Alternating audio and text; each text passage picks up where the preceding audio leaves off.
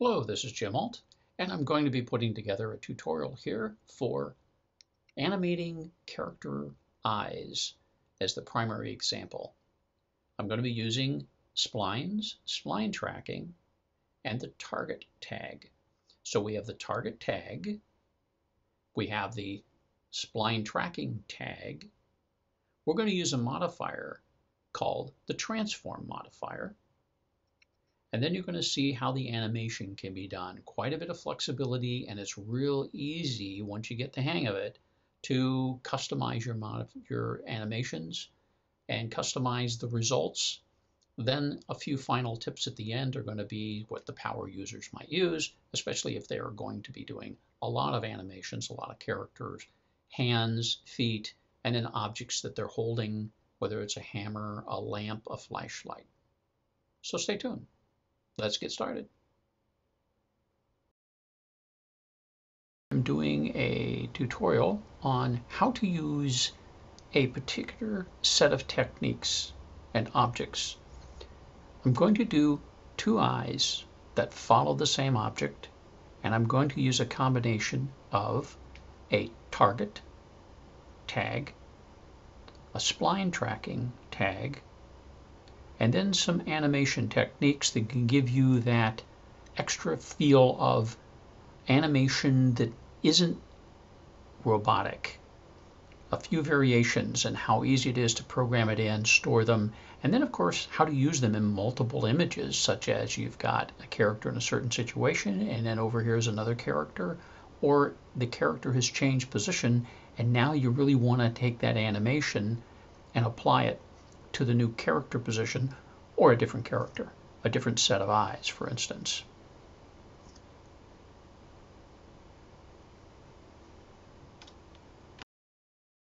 A couple setup features I'm going to do. Right now I'm in perspective mode. The style I'm going to use is grid, and I'm going to orbit selected, even though it won't affect us too much in this demonstration. But I have properties, I have tool, and right now I'm working on just the first take, but we'll do a little demo near the end for an advanced use of takes and how to move from one to the other. So there's properties, we have the object browser. All right, we're going to start this with a cone. We're going to drop it into place. This is a cone that we're going to use, and the eyes are going to do the directional feedback by having the point of the cone toward where we want the tracking to go. We're going to use a polyhedra because it doesn't look like most anything else I would use. So it becomes a distinctively easy figure to see. One of the things we're going to do, if you're going to do modeling, would be to go ahead and click on the tag and say we don't want it to be visible in the renderer, but it's your choice. You may want to see it in the renderer just to get the feedback of where it's located, because sometimes that's the way you get your placement to be exactly correct when you're talking about rendering, especially in reflections and shadows. With the cone, we're going to add a tag. The tag is going to be the target tag. As we see, we can drag and drop the object. We get a couple other choices, but we're going to take the polyhedra, we're going to drag and drop. Now that we have the polyhedra in place, we can choose the polyhedra, and it doesn't matter if the polyhedra is in the, it doesn't matter if it's editable or not. In this case, I double clicked and it is editable. We're going to hit the move tool. We're going to go to the object mode. And as we move the polyhedra, you can see we affect the position of the cone. We don't affect it the way we would like. And to show that example, let's move around. And we're going to look at it from this side where the cone is located. And what I'm going to show you, by clicking on the cone, you'll see that we're lined up with the z-axis pointing away from the polyhedra. There are two ways we can fix this situation. They're both easy to do. I prefer the second one. The first one is, because we're on the target tag, we can change the offset, and the offset can be something where we bring, and let's just say minus I'm going to see what minus 90 would do. And minus 90 does the trick. What that means is that our cone now will point toward the polyhedron wherever we put it. So this is the action we would like to see for this demonstration. The second way of doing it, which I prefer, is to set this value back to 0. And now that we're at 0, we find that we're back to the previous behavior where the cone does not really line up the way we want it to. What I want to use is something, and you'll see more later on, but I'm going to use the transform. This is very handy to do for animation, especially in the more advanced levels of animation for cartoon characters and so on. The transform allows us the same kind of editing, and I'm going to make it minus 90. So if we do this, let's see, 90, we get the same result using a different technique, but it's more flexible, which you'll see later when we get into a more advanced example here in this same video. So now we're getting the effect that we want. Let's go out a little ways and say now we have this eye pointing toward our control object. We need to move it around. The nice thing about this control object is that it'll work even if there are multiple cones. In this case, we're going to do a copy, we're going to do a paste. Everything is the same, including the location. So we want to take one of the cones and move it off to this side. We'll take the other cone and we'll just, for convenience, move it to this side. Now the advantage is that we come back to our polyhedra, and as we move, both cones work. Now, the advantage to this method is, notice as the cones have the polyhedron get closer and closer, it causes them to be basically cross-eyed. Now I'm going to make the polyhedron just a little bit smaller so we can see how those cones will work. I'm going to change the angle, bring it up and over, and you can see how these cones really do handle the independent movement. Now the part that comes in very useful in animation, especially with multiple characters and multiple takes, multiple scenes, is that we have a polyhedra that needs to move. So the polyhedron I'm going to call TARG, just to represent target. So it's the target. What we want to do is create a spline, and I'll simply show you how and a couple little tricks to that. We're going to go up to Tools, Spline, Create Spline. I'm going to start over here in this section and kind of come in like this. I'm going to come right up here and I'm going to click and drag, and then I'm going to come over here, click and drag the other direction. So you see I get kind of a hairpin loop there. I'm going to click and drag, and about 3 more times. There we go. So now we have a spline, and if we look at this carefully, because this is one of the tricky parts to using a spline, you'll see that when I put down the points, they automatically locked into the plane that was behind me. That means the plane here, if I'm still drawing a spline, and we're going to get rid of these points, but I'm going to demonstrate. So if I do a click, click, click, click, click, I'm laying down more points on the same spline object in the same group of spline points. But now when I rotate, you'll see that my clicking occurred in the z-axis because it was the one that I was facing. It was perpendicular. When I started, this is the perpendicular axis, and if I continue, you see that I can place more points, but once again, it's only going to be in one of the 3 planes. So this plane, I have this plane I can choose from, and I also have this plane. So I could be doing points up here, but as you see, they're going to be in a particular plane. Now I'm going to use the undo, because we don't really want these particular points to affect what we're doing today. So we have one spline object, and I'm going to relabel this TRK. standing for track, and I'm going to give it a 1.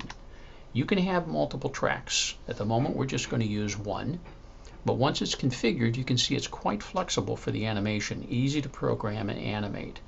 Now I'm going to move in a little bit because we have a spline, and the spline lays flat. What we're going to do is add to the target, we're going to add a tag called spline tracking. The spline tracking offers this path, drag and drop the object. We're going to track using this path, and our position starting point here is 0. And as you can see now, we indeed have the polygon in point mode. Here we have it in object mode. Doesn't matter which for what we're doing at the moment. It'll come into play later. The idea is now we can move this from 0 to the value of 0.99 and then 1. And as this moves along the track, it changes the position. You also notice that the cones follow this position. And what we're trying to do is say, yes, as we approach, we're going to create a cross-eyed character, which is more like what you would want. It's more natural. Okay, we're going to make a couple modifications here among several, but right now we're going to edit the spline. We're going to edit the spline to say we want the move tool, and we want to go into point mode. We want this point to be something that we move up out of that plane. Because remember, that was one of the rules we have when we were doing a plane, is they're all going to be flat. But what do? Why don't you, how do you get points to move out of that plane? Well, I'm going to show you a few ways. I'm going to click, hold the shift key, click again, and now when I make the move, I control both of those points. I could get the rotate tool. So now I'm going to rotate, and you can see I can also rotate. So I could rotate these so that there's a path that is a little bit loopy. But now I'm going to click somewhere else so that we're going to, let's say I got the target. I'm going to go back into object mode. Nice thing about getting out of the object mode is you don't have that widget in there that you see while you're doing this. Now what can happen is I come over to the spline tracking. What can happen is that I can decide exactly where I want these eyes to be pointing. I could come back into the point mode, selecting the spline, and I could click on the very top point, go into my move tool, and I can interactively, and this is I'm changing the curve, so I didn't click on the point itself, but now I can click on the point, and you can see that I can make adjustments to the end point of the track. And if my track is set at 96, I'm going to set it at 99. So it's right at the end. I'm going to go back to this mode, and I can take those eyes and move them to exactly where I want at the end of this trail. If I now take my spline tracking and drop it back down, you'll see the eye movements. Well, one of the tricks we want to get into is how to program this so that we can control eye movements that make sense to us, character movements. We're going to do a combination of editing the position and shape of the spline. We're also going to go into the timeline, and I'm going to show you that because we're going to timeline the spline tracking position value. So as a starting point, let's just put this, and it doesn't really matter, we can start anywhere. And I'll show you this trick.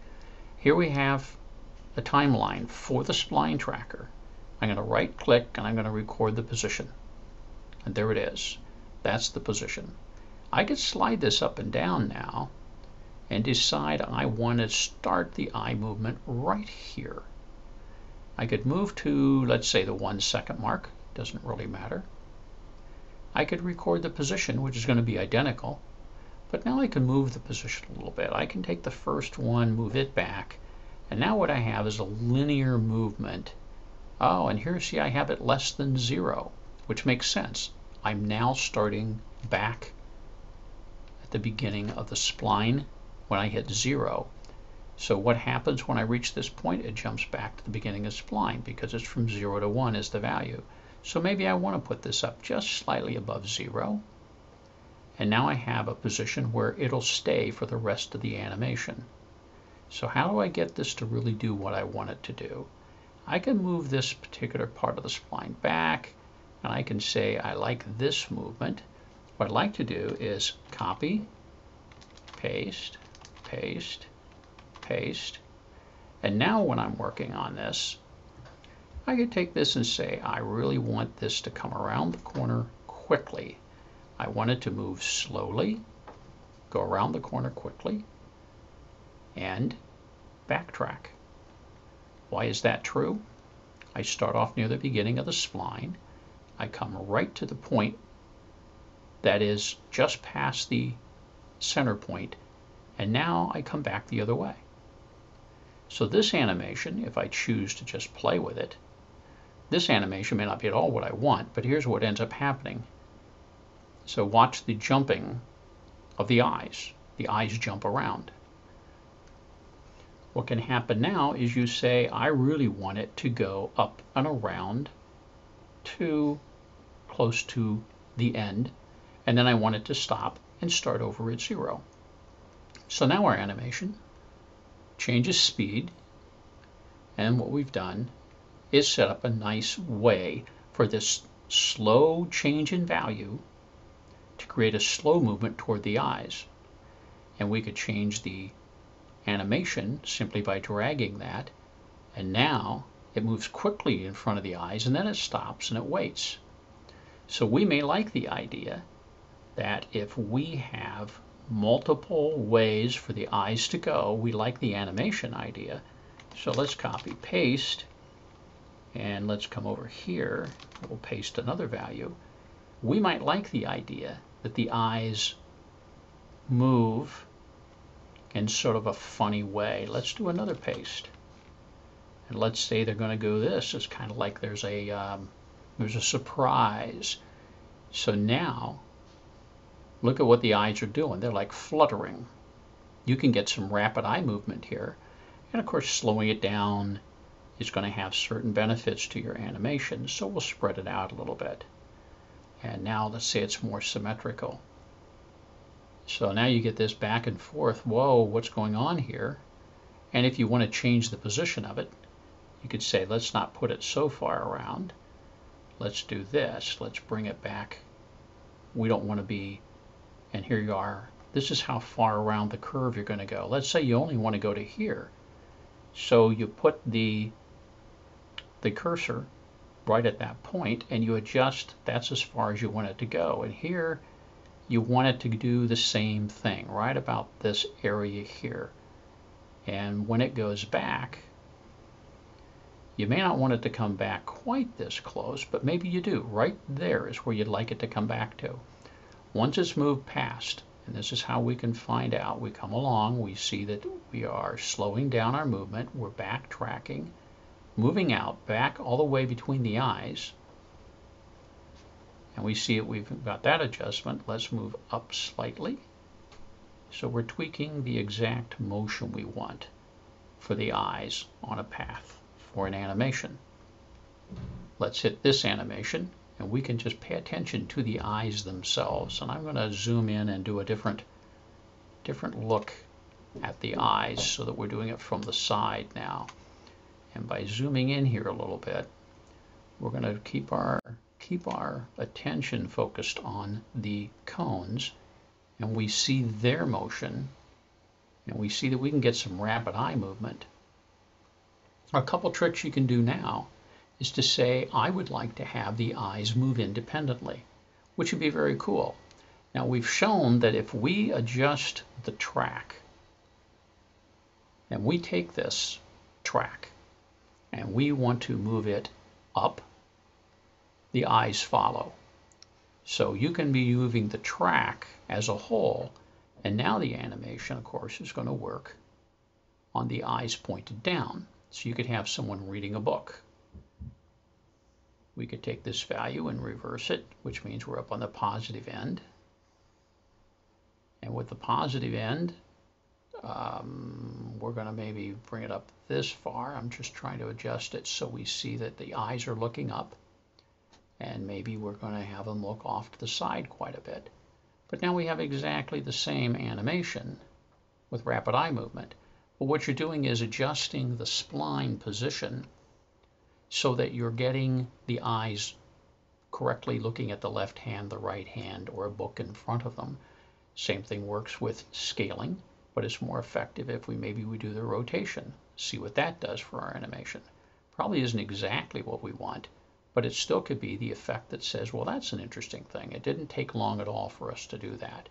Now we're going to do one more thing here. I'm going to undo these changes I made to the spline just so we get back to kind of our basic. This is track 1. I'm going to copy paste track 1, and I'm going to call this track 2. And right now they're identical. So let's take this 144. Let's make it -3. So now it's down below, and we can see that, so that this one is down below, and that's easy to see the separation. We're going to use a different target. We're going to copy and paste the target as well. This target is going to be target 2, and we're now in that spot. This spline, however, is still looking at track 1. We want it to be attached to track 2, so we've done that now.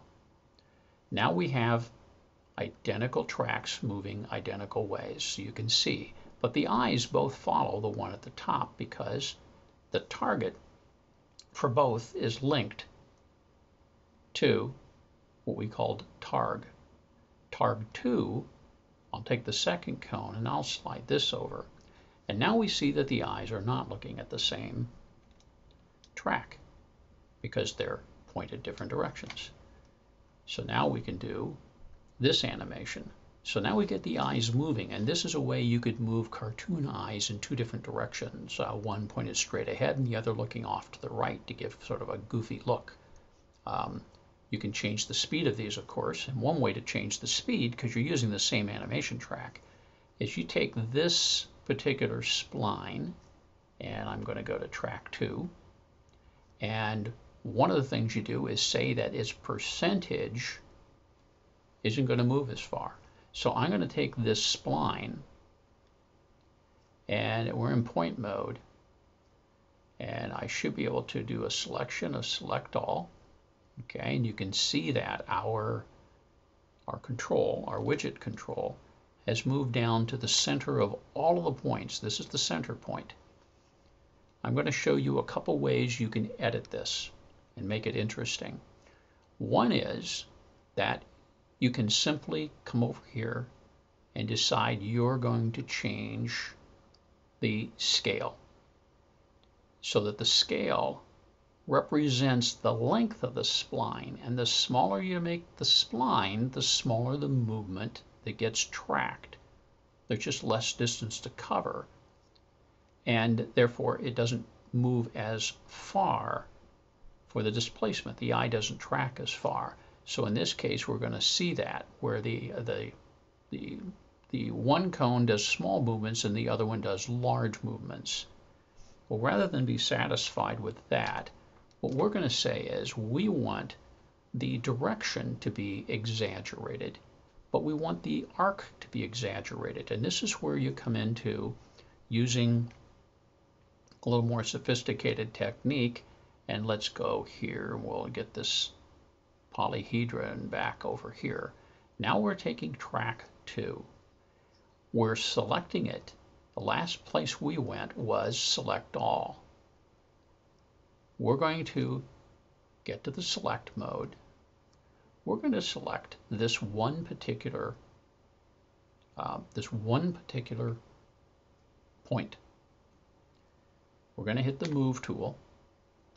And now we can move one particular point in a particular direction. You notice as we stretch out, the polyhedra moves because it's based on a percentage of our total path length. So we're changing the path length. That means we change the animation a little bit. What we may want to do is stretch this path length out So I'm going to hold the Shift key. I'm going to click, click, and I'm going to click. Now we have 4 points selected. So if we move all 4 of the points. And this is how we can get more sophisticated in what we're doing with our work. Now if we go to the rotation tool, and I hit the wrong button there. If we go to our rotation tool, we see that we can rotate all of them. So we could take a combination. Now I'm going to go to a move tool and down, or I could hit the transform and do combinations of this whole operation here. So I could be tweaking the path organically or more organically. And if I hit my widget, getting into gadget mode, I could reset my transform tool to another reference point. Now I'm using the G key on my keyboard for this. So now the rotation works on the selected points, but we're doing it from one end of them. If I hit the G key and come over here, hit the G key again, I'm now going to be doing the lever arm using the other set, the other side of those points. So this is how you can take a spline and really move it into some organic areas rather than be stuck hitting a single point, moving it, and now we're rotating because of my last option. So you don't have to do these one at a time. And this is how you can get a little bit more anarchy, a little more anomaly built into different movements, whether it's hand, arm, fingers, books, feathers flying through the system, or different objects that are sort of bouncing or flying around, and you want it to look a little more organic than everything doing exactly the same movement. Now, one thing that's really cool is if I take these objects and I come in here and I group them, you see we have one group. I could copy the group. I could open a new document, paste the group. I'm going to slide it over. I should have done that first. So I'm going to get rid of that. I'm going to go into my perspective view. I'm going to, all we have here is the automatic camera that comes in, the default camera. So now I'm going to paste. And when I open the group, you'll see that I can hit the animation button and I have the same animation. All I have to do while it's playing is adjust my. Now, why the animation is a little bit different?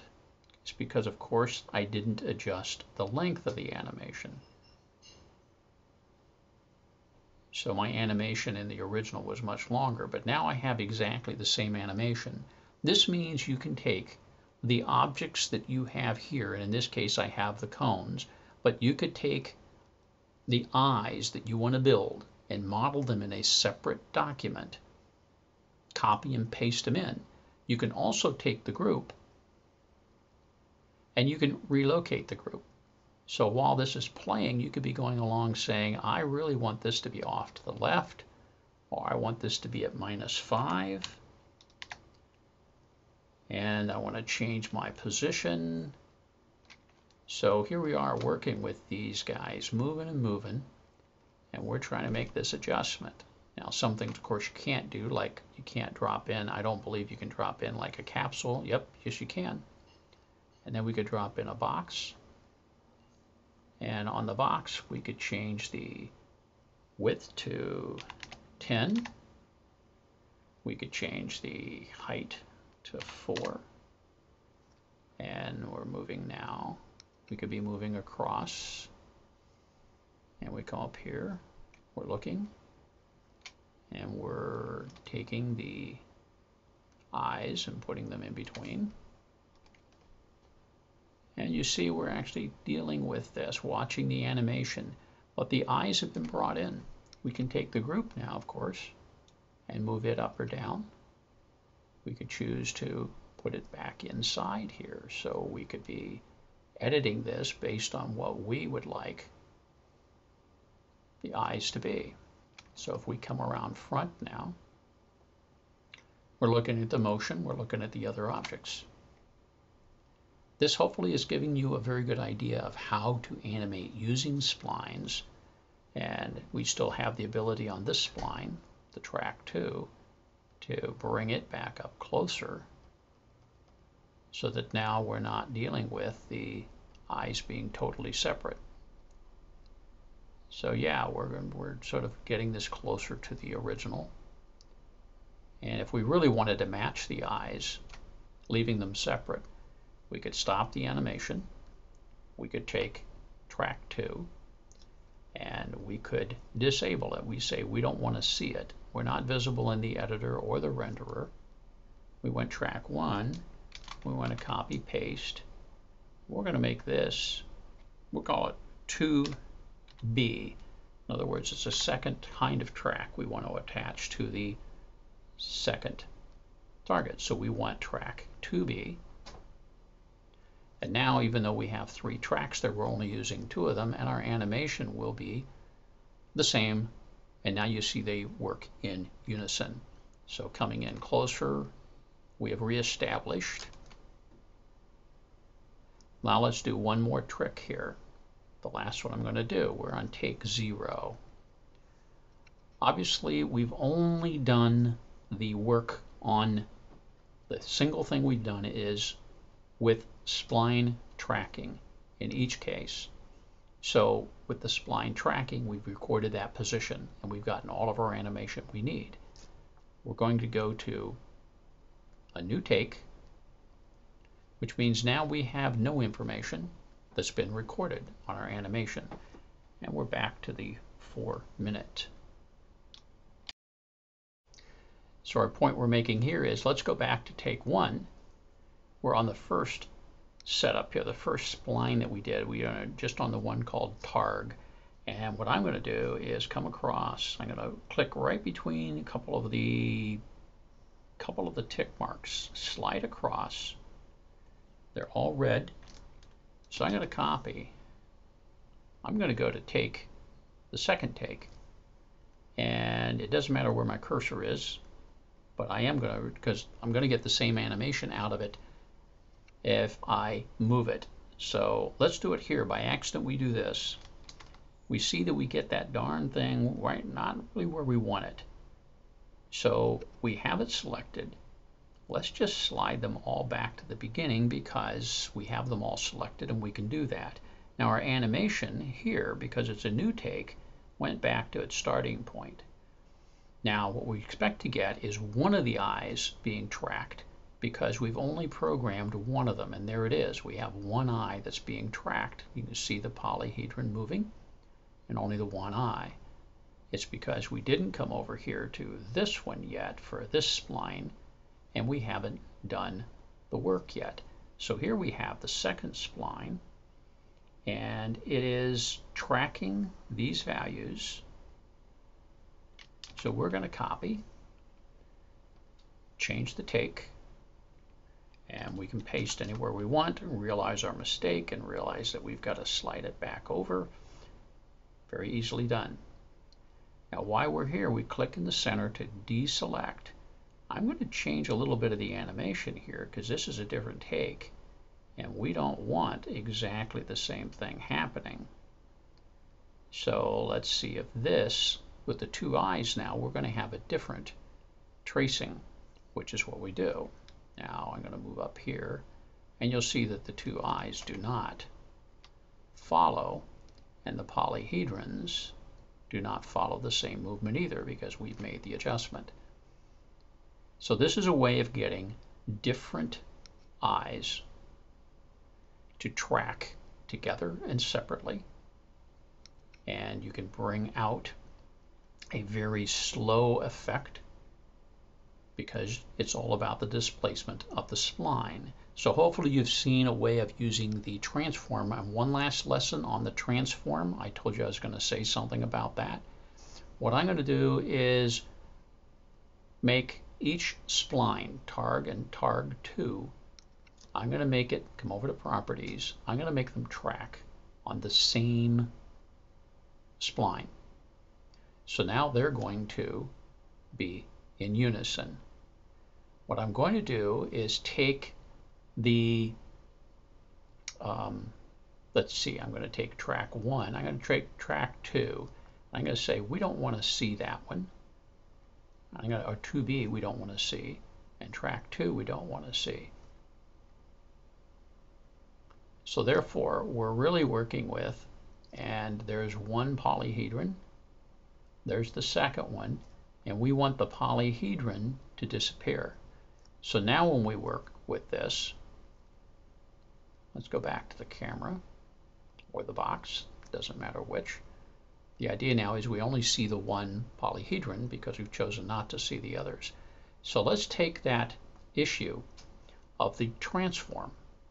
Both cones are targeted to, and here we got a target, targ2, right? So we have targ, we have targ2. This is on track 1. This one's on track 1. So even though we have two different target polyhedra, the tracking is pointing to the same track. So they're going to follow exactly the same path, both in length, all of the dimensions. What we want to do is insert some random or not random necessarily, but some different movement here by using a transform. This means we're going to use a transform, and we can do additive transforms. So now that we have another transform that starts off, this first one here, I'm just going to type in 90 because that's what it does. This transform is at 0. What I'm going to do with this transform is say I want the value for the cone to change. The cone will move up and down. I'm going to say I don't want to make that change. What I'm going to do is rotate, and this is rotating in a direction that makes no difference with our current setup because we're using a cone that's symmetrical around this z-axis. But it could be you have an eye that will change if the eye twists or turns a little bit. So if we go to the other, here's a little animation that could go along in addition to. So let's take this. We have the transform, label transform, and I'm going to call it wiggle. By doing wiggle, we're going to go back to the beginning. This is the transform. We're going to record the rotation. We're going to record rotation. And what we care about is the one here that's now labeled 2. This is the one where we're going to be able to introduce some rotation. If we move out a ways and we do another record rotation, we can now say we want the rotation value to be substantially different. Let's say we want the rotation to be 5 degrees. We move a little further, and out here we want to record the rotation, but here we want it to be 15 degrees. And what I needed to do was click here, and I'm going to record because I recorded the wrong place. But now we have this rotation that's been recorded. So you can see how the rotation is working, and I want to show you that if we move these close together, and this is a part I'm going to just decide at the moment. I'm going to do copy, I'm going to do a paste, paste, paste, and one more paste. What should happen now is the wiggle is introduced on top of the regular motion. So we're wiggling through this extreme. We could make it more sawtooth by doing this. Now what you're end up with is an eye that moves and dances a little more nervously or frequently. And here's how we've done it. Now we could take this 15 and we could slide it way up like that, and you see we're now at a 40-degree rotation. So if we're doing this, you can see the eye that this now has the transform widget is wiggling, even though the polyhedron moves along the same smooth path. And the way we can even further demonstrate that, and I'm going to go ahead and stop this animation, but as we come through here, you can see that you can watch the cone point away from the polyhedron and then back to it, because we've said with the transform, the second transform, the wiggle transform, wiggle this, even though the first transform is still sitting at 90, at minus 90, because we wanted the cone pointing directly at the polyhedron, which is what the minus 90 tells us. So here we are moving into the land of animation that creates some amorphous kind of behavior, something that's not really strict oscillator, strict programming movement. The cool part is that you could take the transform, you could give it a target, and what the target does is specify the value of this transform. So you could specify the value of the transform and attach it to a spline, and the spline will control the amount of wiggle and the placement of the wiggle. Now that gets pretty complicated, but when you get into some character animations like hands and wrists and knuckles and fingers that clasp or clench and turn and twist at the same time the arm and elbow move, you could do some refined movements using these splines, and the spline tracking can be copy and pasted. So once you figure out a good animation for holding a pencil and scribbling or drawing on a chalkboard, you could copy and paste that into anything else you put together, because it becomes part of your library and it works. So just to let you know that some of these things are just tools. If you play around with them, you can get pretty sophisticated just by changing which spline you're using, its configuration. Of course, we're sitting here moving in different planes. Easy to do. The splines can track up, down, as well as around. And by using these values, you're going to find out that they really do work, that so much control can come in. You can shape the spline to be exactly regular objects like rectangles or circles. But as you see here, moving it around a little bit can give you quite a bit better flexibility. Final note, if you want to use modifiers with splines, it won't work because they work on vertices and polygons. And if you want to use creators, they can convert the spline to a polygon with faces and vertices and edges. But when you change your mind about tracking, these modifiers and these creators will not change the tracking value, because it's the core dimensions of the spline that create the tracking. So you may think, wow, if I just use a taper or a bend or a twist, I could really modify my spline. The answer is you cannot modify the spline using those tools, but you can select different points and use the modifications that are available using scale, rotation, and position. So hopefully this is giving you a really nice set of tools to think about, because once you develop them, again, it's just copy-paste. They're in your library. So I look forward to future tutorials for you in the future, and leave comments below. If this is on YouTube, you can comment right down below in YouTube if you have a G+ account. They're free, they're easy, and we can start a conversation. So go ahead and give it a shot. I'll be on G+, Google+, and we can make contact. We can start a conversation down through the thread, and you can give me some pointers, and I can maybe adjust or tweak my tutorials so that they work better for you. See you on the forum, and keep doing your Cheetah 3D work. This is Jim Alt. See you next time.